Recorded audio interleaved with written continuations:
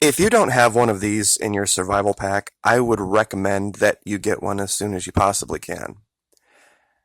It is a game changer in just about every sense of the word. Most people, when they think about survival, they think about having ballistic weapons, traditional, same technology that was really used in the Revolutionary War. This technology is completely different. In a little handheld device like this, you have the ability to blind dozens of your enemies from over a football field away. And I am sure a lot of you can do the math about what it would be like to be out in the middle of nowhere, maybe at night, and then just see a light, you're not sure what it was, and then you go to look at it, and by the time it hits you in the eyes, you're permanently blinded. Now, 7 watts, and I'll leave it down to the comment section for the experts on this to go deeper into how powerful 7 watts is. Most of your laser pointers you use to play with cat or use for PowerPoint presentations, those are measured in milliwatts. So these are just orders of magnitude so much more powerful. Now the reason I talk about it is you have these people on YouTube that have, like this guy, he's created a 40-watt laser shotgun. They do have one drawback. They generate massive amounts of heat that needs to be dissipated. And that's the problem with them. They have what they call an on-off cycle. You can only have them on, in this particular case with the striker, for 1 minute, and then you have to turn them off for a minute. Now, the amount of damage you can do in 60 seconds, if you know what you're doing, is pretty immense. And you don't need to be a trained sniper. You don't need to be someone who is proficient with handling a ballistic weapon. You can give this to a child. You can give this to someone who's elderly, and it's basically as easy as pointing a button and then pointing it at somebody's face. It's just that easy. And that's why they are so incredibly, incredibly dangerous. Now, the reason I talk about this today, other than to illuminate the danger of these weapons, is something that's going on in the media that no one is talking about. This issue, well, I shouldn't say no one is talking about it, but no one is looking into it. This issue with this Norwegian frigate that was strangely just unable, one of the fastest, most agile ships in the fleet, to get out of the way of a giant moving city. And that's just the best way to describe a tanker. And you don't not see them. You don't not see them at night. You don't not see them during the day. The bridge of a tanker is 14 stories off the water. You can have multiple football games on regulation fields going on the deck. And that includes concession stands and cheerleaders and everything else. That's how big these things are. Now, a lot of people are like, so what does this have to do with, what are you talking about with the laser? There has been this desire on the part of NATO militaries, the United States and others, to develop these high-powered laser systems.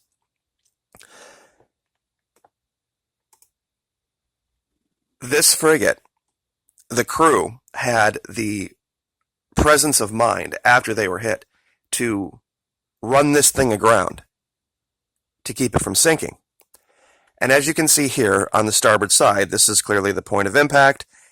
Some people have said the point of impact was back here and it went this way. Either way, that's not the point of the video today. The point of the video today is that it has sunk. They had it up on the rocks. They had it saved. All they had to do was get it off the rocks, and as soon as they pulled it off the rocks, somehow, magically, strangely, the cables they used to secure this thing just snapped and they sunk it. This was the same crap that happened in the early days of the Fitzgerald. Now, I know there's only going to be a very few of you that remember the details of what I'm talking about. In the early days after the Fitzgerald collision, back in June of 2017, they pulled the Fitz into dry dock, and they had sent down secret underwater welding teams. Nobody knew this was going on. After they brought the ship in and got it into Yokosuka, they went down, and what you're seeing here, you see these bars going across the ship? These have been welded on, and this was done underwater. They're standing in the dry dock now after they've pulled the water out. But before moving it to this dry dock, after they got the bodies out, they went over and sent down for weeks. These guys welded these giant patches over the hull. And you can barely see it in this photo. This is the best picture I could get of this. But let's see here. If you see my cursor right here, that patch that I just showed you is right here. It's this tiny little hole below the waterline. And it's all the way down near the keel. But if you look straight up from it, this is where, on ships that are testing these laser systems, this is directly below it. Now here, it's been patched. This is where all the above the waterline damage used to be. Before they had gotten onto this heavy lift ship, they went and they, welded the plates over and repaired the above the waterline damage. This is where the below the waterline damage was. The point of all of this is that no one ever, there is zero pictures of the damage below the waterline to the Fitzgerald without these patches on it. Now, the reason they gave for these patches having to be put on was stability. They said they needed to just move it from one side of the bay or the port to the other side of the port where the dry dock was, that they needed to weld these on for stability for the ship. Now, the reason that is horse crap, here's a little bit better picture to give you a sense of the size of it. And that's important because this is a picture of the USS Cole. This was back in 2000. I'm sure a lot of you remember this. The bombing in the port of Aden. Now, I want you to look at the size of the hole that bomb created. They moved this ship all the way out to the heavy lift ship and picked the entire thing up and took it all the way back to the United States with this enormous, gaping, giant hole. No patches. No secret underwater welding teams. No need to do this for stability. Do you see the problem? You see, the problem is this.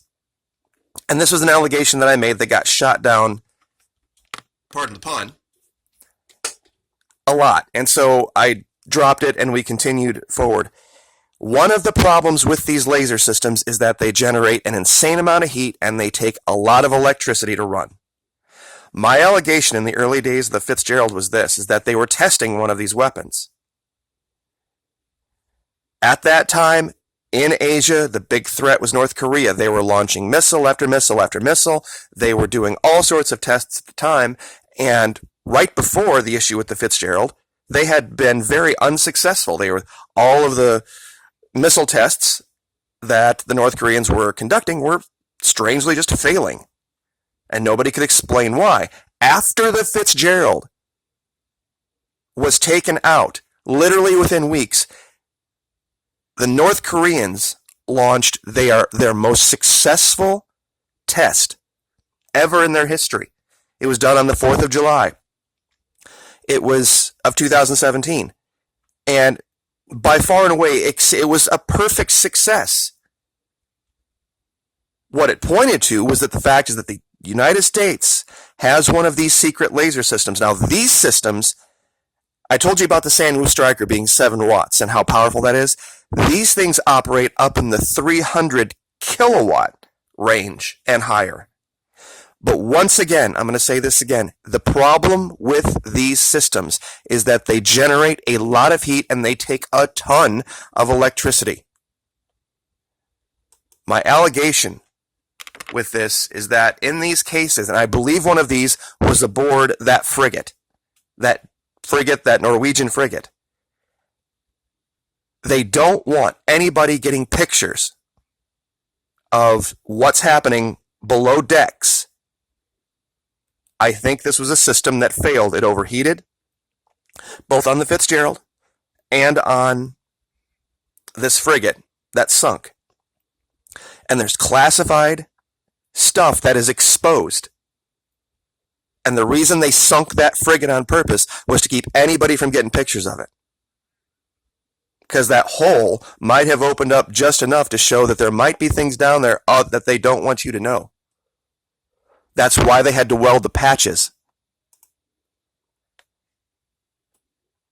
Because this is a game-changing technology.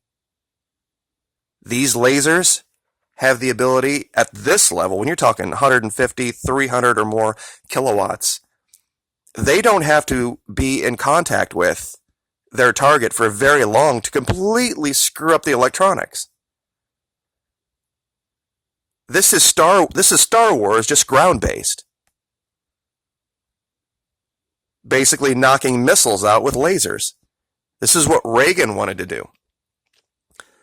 Here, they're just doing it aboard ships. You see, what I think they're doing, and I know I've been a lot of places, but I need you to follow me on this.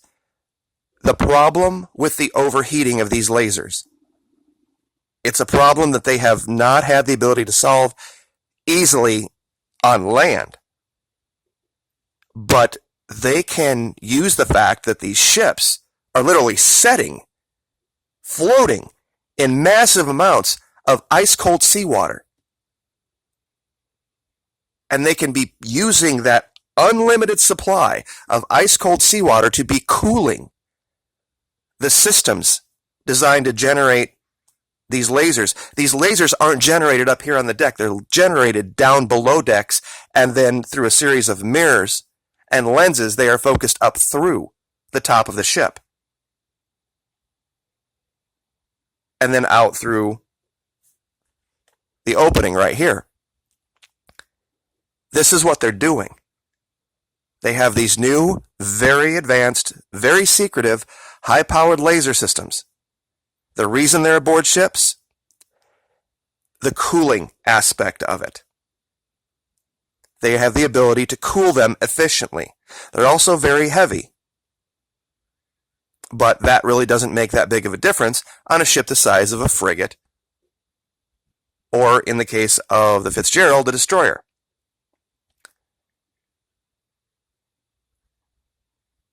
This is what's going on, and the reason they sunk this vessel purposefully was to get all of that technology that was setting wide open right here away from cameras. Now they're going to be able to go down with divers and remove it piece by piece out of the limelight. I know this video went a lot of places, but you have to understand that these are billion-dollar assets. And we haven't seen anything like what's happened in the last 2 years. Prior to this, we lost the Lake Champlain, the Fitzgerald, the McCain. Now this one. We have seen planes fall out of the sky for no reason, multiple times, both military and civilian, with no explanation. That's exactly what these lasers are designed to do. They are designed to fry things from a distance.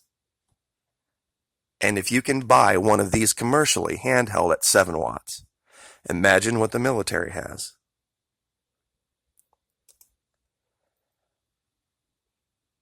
This picture I wanted to bring up to show that there are a lot of moving parts, and up here it shows that, the lasers up here, the controls down here, but the cooling systems are way down here. I don't know if you can see it in this picture. Maybe I'll use this picture as the thumbnail, or I'll link it. But this is done. All of these lasers are created far below decks, where of course they would need to have massive cooling systems. And the idea of having a bunch of ice-cold seawater at your disposal and all you need is pumps and a way to get it through the system to cool it, solves a huge problem with these systems. You can't just leave these things on indefinitely. You spend $500 on one of these things, and you turn it on and you leave it on for 3 minutes, you have basically a hammer. The diode will be fried. You have to be very, very, very careful with these things if you decide to get one. And this guy here, is just insane. Clearly, I'm assuming he's not blind at this point, so he must kind of know what he's doing. But when you watch this video, and you'll be able to find it, just Google 40-watt laser shotgun. He doesn't leave it on for more than a couple seconds at a time because of the heat. That's their problem. You can't leave them on permanently. But SANWU lasers.com, if you want to get one of these, would highly recommend it. It's a very handy weapon. And what you're looking at, the body of this, is what they call the host. And it's designed specifically for heat dissipation. I know it looks like a lightsaber. That just gives it your ability to handle it properly and safely. But that's the big stopping language, I guess, for the use of these, is their problematic heat dissipation, which would be solved with the Navy having ships out in the middle of tens of millions of gallons of cold seawater, which is why I've made the allegation about this frigate being sunk purposefully to keep anybody from seeing what's really going on below decks. So we'll leave it there. Like, share, subscribe.